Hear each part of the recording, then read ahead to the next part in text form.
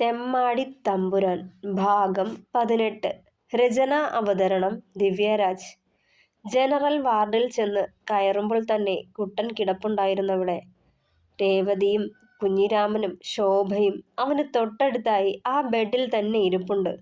പ്രതീക്ഷിക്കാതെ രുധിനെ കണ്ടതും രാമനൊഴിച്ച് ബാക്കിയുള്ളവരുടെ കണ്ണുകൾ മിഴിഞ്ഞു.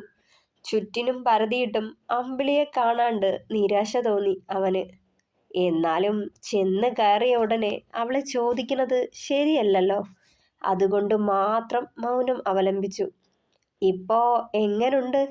വലിയ വിനയത്തോടെ ശബ്ദം താഴ്ത്തി ചോദിക്കുന്നത് കണ്ടതും രാമൻ ഇത്തിരി അമ്പരപ്പോടെ അവനെ നോക്കി. കുറവുണ്ട്, ചിരിയോടെ തലയാട്ടിക്കൊണ്ട് പറഞ്ഞു കുട്ടൻ. എന്ത് പറ്റിയെന്നാ പറഞ്ഞേ? അത് പിന്നെ വണ്ടി തട്ടിയതാ. ഞാൻ നടന്നു പോവായിരുന്നേ, ഒരു സ്കൂട്ടറുകാരൻ കൊണ്ടുവന്ന് ഇടിച്ചു തള്ളിയിട്ടതാ. പരുങ്ങലോടെ പറയുമ്പോൾ അവനെ അടിമുടി വീക്ഷിച്ചു രുധിൻ. കണ്ടിട്ട് ആരോ തല്ലി ചതച്ചതുപോലുണ്ടല്ലോടോ. മെല്ലെ അവൻ അടുത്തേക്ക് നീങ്ങിയിരുന്ന് ചോദിച്ചതും ഏയ് ഇല്ല, വീണ്ടും പരുങ്ങിയവൻ. അവനെ ഇരുത്തിയൊന്ന് നോക്കിയേയുള്ളൂ. വീണ്ടും എന്തൊക്കെയോ ചോദിച്ചും പറഞ്ഞും അവിടെ തന്നെ നിന്നിട്ടും പെണ്ണിനെ കാണാണ്ട് മനസ്സുറച്ചില്ല രുധിന്. നിങ്ങളൊക്കെ കഴിച്ചതാണോ? ശോഭയെ നോക്കി ചോദിച്ചതും ആ, കഴിച്ചു മോനെ. അമ്പിളി ക്യാൻറ്റീനിലേക്ക് പോയേക്കുവാ, ഇച്ചിരി ചൂടുവെള്ളം മേടിക്കാൻ. രാവിലെ ആയോണ്ട് നല്ല തിരക്കാന്നാ തോന്നണേ, ശോഭ പറഞ്ഞതും. എന്നാ ഞാൻ അങ്ങോട്ടേക്കൊന്ന് പോയി വരാം. മെല്ലെ എഴുന്നേറ്റ് വാതിലിനടുത്തേക്ക് നടന്നവൻ ആരോടൊക്കെയോ ചോദിച്ച് ക്യാൻറ്റീനിലേക്കുള്ള ഇട റോഡിലൂടെ നടക്കുമ്പോൾ ഒരു കിറ്റിൽ എന്തൊക്കെയോ വാങ്ങിക്കൂട്ടിയതും ഒരു കൈയിലും മറുകൈയിൽ ഫ്ലാസ്കും പിടിച്ച് അമ്പിളി നടന്നു വരുന്നത് കണ്ടിരുന്നു. മുഖം കുനിച്ചാണ് നടപ്പ്. മുഖം കണ്ടാലറിയാം മനസ്സിലെ നോവ്. പ്രസരിപ്പറ്റ അവളുടെ മുഖം കണ്ടതേ നോവ് കൂടി അവനിൽ. എൻ്റെ ദേവി! അവൾക്ക് തൊട്ടരികിലെത്തിയതും കൈ കൊണ്ട് തടഞ്ഞു നിർത്തിയവൻ പെട്ടെന്ന് ഞെട്ടലോടൊന്ന് പിന്നോട്ട് മാറിയിട്ട് മുഖമുയർത്തി അവനെ നോക്കി. പ്രതീക്ഷിക്കാതെ അവനെ കണ്ടതുകൊണ്ടാവാം കണ്ണുകൾ മിഴിഞ്ഞവളുടെ. ചിരി വന്നെങ്കിലും അടക്കിപ്പിടിച്ച് പരിഭവം മുഖത്ത് വരുത്തി മുന്നോട്ട് നടക്കാൻ തുടങ്ങി. ദേവി, പിണക്കാണോ? പിന്നാലെ ചെന്ന് ചോദിച്ചിട്ടും മറുപടി കൊടുത്തില്ലവൾ. അടിയനോട് പൊറുക്കൻ്റെ ദേവി, തെറ്റ് പറ്റിപ്പോയതാ. ക്ഷമാപണം പോലെ പറഞ്ഞു പിന്നാലെ ചെന്നു. ഒന്നും മിണ്ടാതെ മുന്നോട്ട് നടന്നേയുള്ളവൾ. കയ്യിൽ പിടിച്ചു വലിച്ച് അവനിലേക്ക് ചേർത്ത് നിർത്തിയതും വെപ്രാളത്തോടെ അകലാൻ നോക്കി അമ്പിളി. ഇത് തമ്പുരാന്റെ വീടല്ല, പൊതുസ്ഥലമാ, എന്നെ വിടൂ. ഇത്തിരി കടുപ്പത്തിൽ തന്നെ പറഞ്ഞതും പിണക്കം മാറ്റി എന്നോട് സംസാരിച്ചാലേ വിടത്തുള്ളൂ, കുസൃതിയോടെ പറഞ്ഞവൻ. എനിക്ക് പിണക്കല്ല, സങ്കട. പറയവേ ശബ്ദം നേർത്ത് കരച്ചിലായി മാറിയിരുന്നു. നിറഞ്ഞ കണ്ണുകൾ കണ്ടതേ നെഞ്ചിലൊരു കത്തി കയറിയ പോലെ തോന്നി രുധിന്. അമ്പിളി കരയല്ലേ. എന്തിനാ ഇപ്പൊ കരയണേ? എനിക്ക് സഹിക്കാൻ പറ്റണില്ല രുധിയേട്ടാ. സന്ധ്യയ്ക്ക് ദീപാരാധന തൊഴാൻ വരാം, ഒരുങ്ങി നിന്നോളാൻ പറഞ്ഞിട്ട് പോയ ആളാ. വന്ന കോലം കാണണമായിരുന്നു. നിവർന്നു നിൽക്കാനൂടി ആവാതെ കൂട്ടാര് താങ്ങിക്കൊണ്ട്.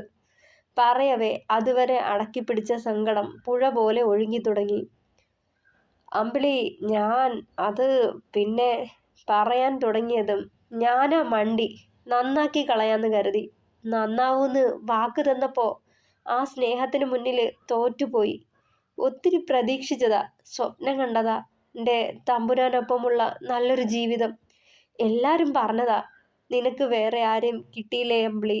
കുടിച്ച് പുകച്ച് തല്ലും കൂടി നടക്കണ ഈ തെമ്മാടിയെ കിട്ടിയോളോന്ന്. പ്രതീക്ഷിച്ചു മാറുമെന്ന്. എന്നെ പ്രാണനാന്ന് പറഞ്ഞപ്പോൾ കരുതി നിക്ക് വേണ്ടിയെങ്കിലും മാറാൻ ശ്രമിക്കുംന്ന്. ഇപ്പൊ തോന്നാ ഒന്നും മാറില്ലാന്ന്. അതൊക്കെ പ്രതീക്ഷകളും സ്വപ്നങ്ങളുമായി അങ്ങനങ്ങ് മുരടിച്ചു പോവേയുള്ളൂന്ന്. എന്നെ മണ്ടിയാക്കാരുന്നു. പൊട്ടിക്കരയാൻ തുടങ്ങിയവൾ.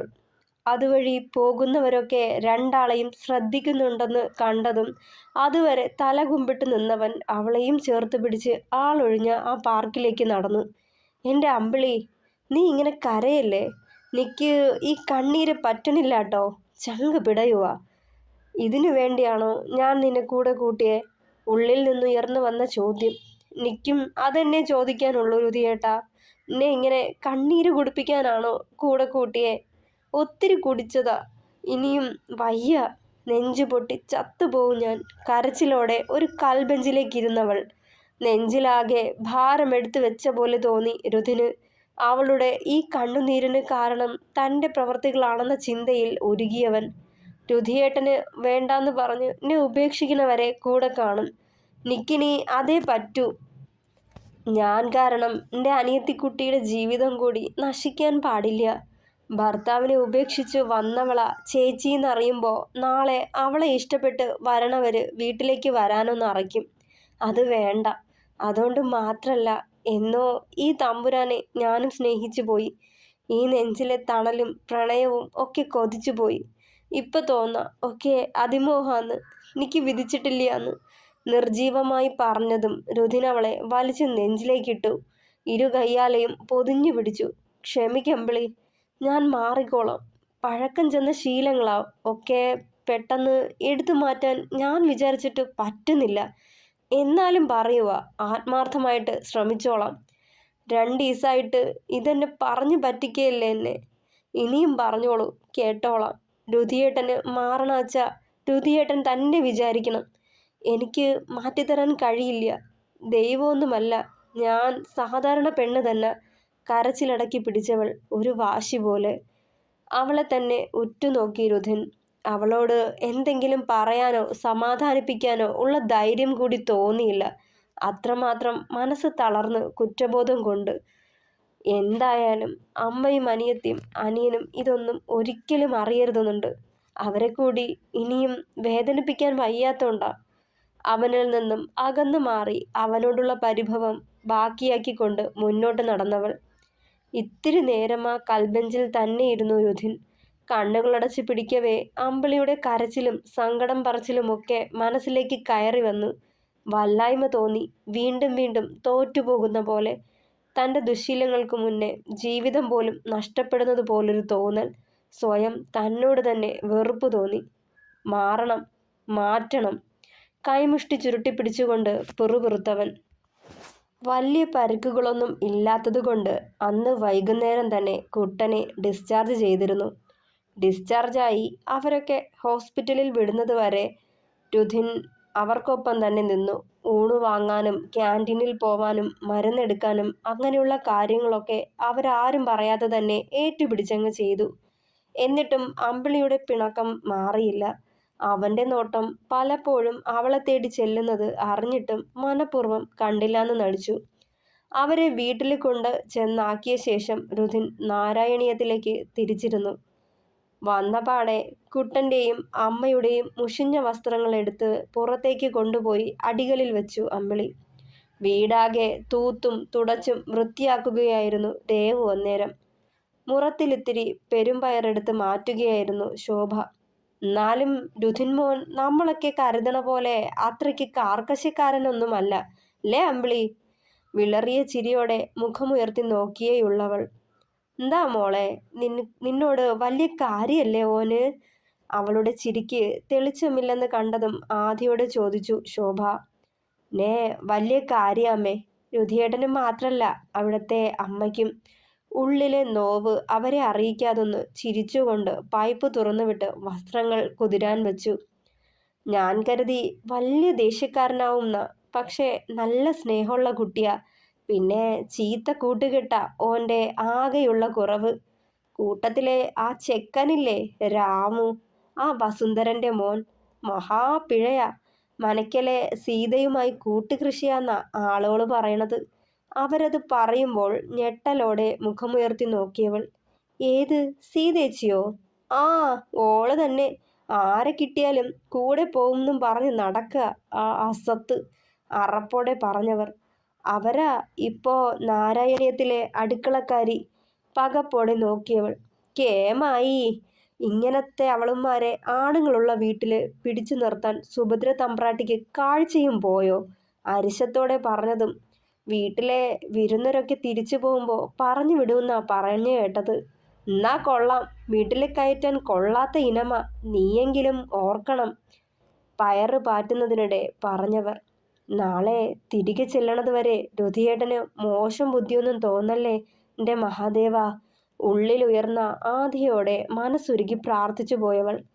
തുണിയെല്ലാം അലക്കിക്കഴിഞ്ഞ് കുളിച്ചു വന്നതും സന്ധ്യയായിരുന്നു. അച്ഛൻ്റെ അസ്ഥിത്തറയിൽ വിളക്ക് വെച്ച് തിരിച്ചു വരുമ്പോൾ പതിവ് പോലെ രേവു വന്ന് TV ഓൺ ചെയ്തു. ഏതോ ഒരു ഹിന്ദി സീരിയലും വച്ച് അതിനു മുന്നിൽ ഇരുന്നവൾ. നിനക്ക് പഠിക്കാനൊന്നുമില്ലേടി? കയ്യിൽ ഒരു ചിരട്ട തവിയും പിടിച്ച് ശോഭ അവിടേക്ക് വന്നിരുന്നു. ഇതൊന്നു കഴിഞ്ഞോട്ടെ അമ്മേ, എന്നിട്ട് പഠിക്കാം. പെണ്ണ് ചിണുങ്ങിയതും പറ്റില്ല, എഴുന്നേറ്റ് ചെന്നിരുന്ന് പഠിക്കടി. അവരലറി. ചുണ്ടു പിളർത്തി അമ്പിളിയെ നോക്കുമ്പോൾ ചിരി അമർത്തി ഇരിപ്പുണ്ട്. വേഗം അകത്തെ അവളുടെ മുറിയിലേക്ക് കയറി ചെന്ന് വാതിലടച്ചു. എടി മോളെ, ആ ഏഷ്യാനെറ്റ് ഒന്ന് ഇട്ടേടി.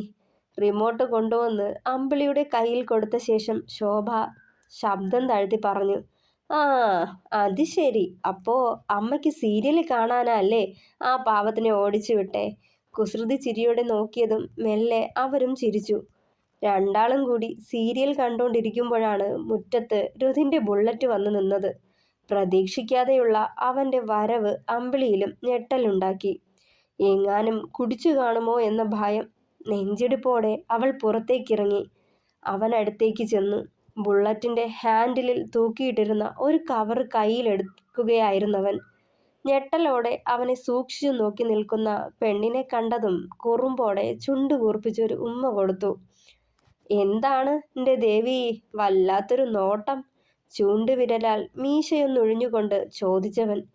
കുടിച്ചതിൻ്റെ ലക്ഷണമൊന്നും തോന്നിയില്ല അമ്പിളിക്ക്. എന്നാലും സംശയം മാറിയില്ല. രുധിയേട്ടൻ കുടിച്ചിട്ടുണ്ടോ? ആധിയോടെ, എന്നാൽ ശബ്ദം വളരെ താഴ്ത്തി ചോദിച്ചു. ഉടനെ അവളുടെ അടുത്തേക്ക് ചെന്ന് മുഖത്തേക്കൊന്ന് ഊതി. ഇപ്പൊ വിശ്വാസായോ? മദ്യപിച്ചിട്ടില്ലെന്ന് ബോധ്യമായതും ആശ്വാസത്തിനപ്പുറം അന്താളിപ്പായിരുന്നവളിൽ. അപ്പോ വേണമെന്ന് വെച്ചാൽ കുടിക്കാണ്ടിരിക്കാനും പറ്റും. കഴിഞ്ഞ 2 ദിവസവും മനഃപൂർവ്വം എന്നെ നോവിക്കാൻ വേണ്ടി തന്നെ അല്ലേ? പറയവേ ശബ്ദമിടറി കണ്ണുകളും നിറഞ്ഞവളുടെ. ഇതാ ഇപ്പം നന്നായേ. നിന്റെ കണ്ണ് നിറയാണ്ടിരിക്കാനാ കഷ്ടപ്പെട്ടായാലും മനസ്സിനെ പിടിച്ചു നിർത്തി കുടിക്കാണ്ട് വന്നത്. അപ്പോ ദേ പിന്നെയും. ഒന്നും മിണ്ടാതെ കണ്ണുകൾ തുടച്ചവൾ. ഇനി എനിക്കകത്തേക്ക് വരാമോ ദേവിയെ? കണ്ണുകളിൽ പോലും കുസൃതി ഒളിപ്പിച്ചുകൊണ്ട് ചോദിച്ചവൻ. ഗൗരവമിടാതെ അതെ എന്ന് തലയാട്ടിയേയുള്ളവൾ. തുടരും. പ്രിയപ്പെട്ടവരെ, അഭിപ്രായങ്ങൾ കൂടി പറയണേ. കഥ ഇഷ്ടമായാൽ ലൈക്ക് ചെയ്യുക, ഷെയർ ചെയ്യുക, കമൻറ്റ് ചെയ്യുക, സപ്പോർട്ട് ചെയ്യുക, സബ്സ്ക്രൈബ് ചെയ്യുക. താങ്ക്